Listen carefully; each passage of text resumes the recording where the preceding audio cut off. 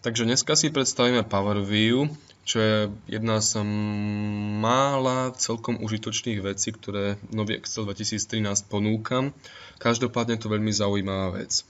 A práve pred sebou vidíte nejakú finálnu podobu Power View, ktorý vlastne vytvára prehľad nejakých predajných štatistík. Ako som už popísal v článku, tak máme v podstate 3 listy, respektíve 3 tabulky predajcov, nákladov a predaj. Ak sa pozrieme v zložke dáta do možnosti relationship, tak máme nadefinované jednotlivé relácie medzi tabulkami, kde viem, že treba, keď mám predajcu z ID 1, čo je Peter z Košíc, tak ak sa pozrieme na predaj, tak Peter z Košíc predal v prvom mesiaci 82 jednotiek, v druhom mesiaci 57 jednotiek a tak ďalej. ID cost, to znamená náklady s predajom Petra v prvom mesiaci sú zaznamenané v nákladoch, to znamená ID cost 1, dokopy mal nejaké náklady v hodnote 4631 eur alebo neviem, proste nejakých korún. A z týchto troch tabuliek pomocou relácií sa dá vytvoriť niečo takéto. Takže predstavme si, respektíve prejdeme na nejaký list mimo tabuľku a pôjdeme do možnosti Insert a vložíme tam Power View. Vytvorí sa úplne nový list s názvom Power View, nejaké číslo 6 a podobne. Ak prvýkrát používate Power View, ako som poukázal v článku, tak sú tam nejaké aktualizácie Silverlight a vlastne pridanie toho add-inu. Každopádne, táto časť, ako si všimnete v Power View záložke, sa skladá z troch častí: Fit to Window, Filed List a Filters Area. Filed List je to isté skoro ako kontingenčná tabuľka, respektíve funguje to na tom istom princípe. Filters to je časť, ktorej filtrujete dáta v tom Fit to Window. To znamená, Fit to Window, tu sa nachádzajú všetky možné tabuľky, grafy a podobné veci, ktoré si vytvoríte. Vytvárate ich v tomto Power View Files, v tomto Filter List a v zložke Filters, ak máte veľké množstvo dát alebo nechcete vidieť nejaké nevýznamné dáta, skupiny, ľudí, osoby, tak si filtrujete to zobrazenie. To znamená, prejdeme do tejto časti Power View Files a ak sa chcem prekliknúť do Active, tak je to prázdne. Je to vytvorené z toho dôvodu, že vlastne v tom Power View nemám vytvorenú žiadnu tabuľku. Tak prejdeme rovno k predajcom, vyberme si meno predajcu. Máme zoznam všetkých dílerov, mužské, ženské mená a použijeme treba z predaja čiastku. To znamená, koľko predajcovia vykešovali za nejaký materiál, respektíve za nejaké zbožíčko.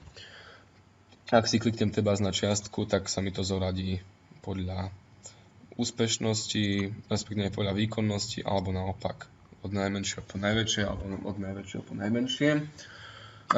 To znamená, v tom prípade, ak už mám vytvorený daný objekt a nachádzam sa v tomto objekte, v tejto tabuľke, môžem prejsť do zložky Active a tu vidíme tabuľky,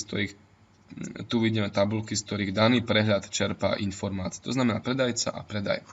Ak by som chcel predajcov obmedziť, kliknem na Filters Table a môžem ich obmedziť z hľadiska čiastky, kde si filtrujem od do nejaký predaj. Tým pádom sa mi to zmenšilo.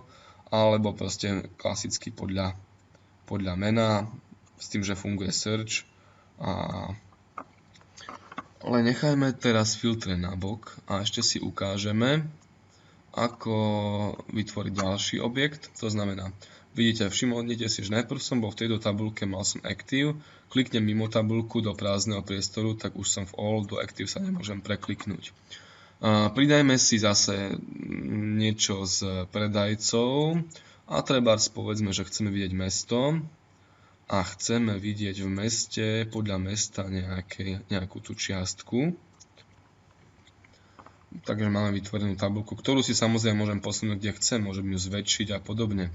A ja si z tejto tabuľky chcem urobiť graf, tak vložíme Stacked Bar, máme vytvorený nejaký graf, zväčšíme si to a máme vytvorené predajné štatistiky podľa miest a v jednotlivých a vlastne za celkové obdobie.